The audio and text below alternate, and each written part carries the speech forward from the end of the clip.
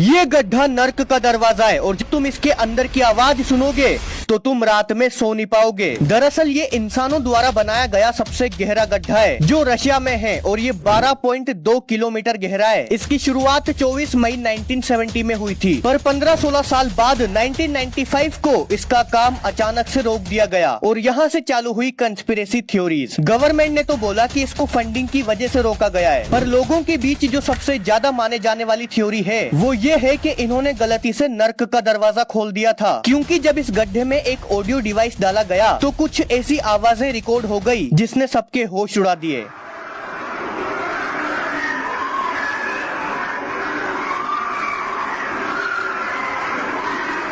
इसीलिए एरोप्लेन की window round होती है, ना कि square, rectangle, triangle, pentagon, hexagon, octagon. अरे मोरी मैया, क्योंकि वैसे तो अगर तुम किसी खिड़की के बारे में सोचोगे तो तुम्हारे दिमाग में स्क्वायर या रेक्टेंगल शेप की खिड़की आएगी, पर एरोप्लेन ने बोला मेरी वाली अलग है खिड़की। क्योंकि भाई पहले शुरुआत में तो एरोप्लेन में भी स्क्वायर विंडोज होती थी, पर इसकी वजह से एरोप्लेन क्रैश बहुत ज्यादा होते थे, क्योंकि एरोप्लेन के हवा में जाने के बाद जो खिड़की के कोने थे उन पे बहुत ज्यादा प्रेशर लगता था और इसकी वजह से खिड़की के कांच टूट जाते थे और एरोप्लेन क्रैश हो जाता था। तो हवा में प्रेशर को संभालने के लिए खिड़की के कोने मोड़ दिए और उसे थोड़ा थोड़ा राउंड शेप का कर दिया। भाई यार, ये मक्खी अपने सर के साथ क्यों खेल रही है? पहली बार जब मैंने इस वीडियो को देखा था तो मैंने भी यही सोचा था, पर मक्खी के साथ ये चीज होना आम बात है, क्योंकि असलियत में यहाँ मक्खी को पता ही नहीं है कि उसका सर निकल चुका है और वो उसी के साथ मजे ले रही है। होता क्या है भाई, तुमने भी देखा होगा, मक्खी बार बार अपने हाथ साफ करती है, पर कभी कभी हाथ साफ करते हुए मक्खी की खुद की मुंडी बीच में आ जाती है और वो फ्लो में उसे ही घुमा देती है। ताज्जुब की बात तो ये है कि मक्खी को ये पता भी नहीं चलता, पर भाई ये फिर अभी तक जिंदा क्यों है? क्योंकि मक्खी के आगे और पीछे दोनों तरफ छेद होते हैं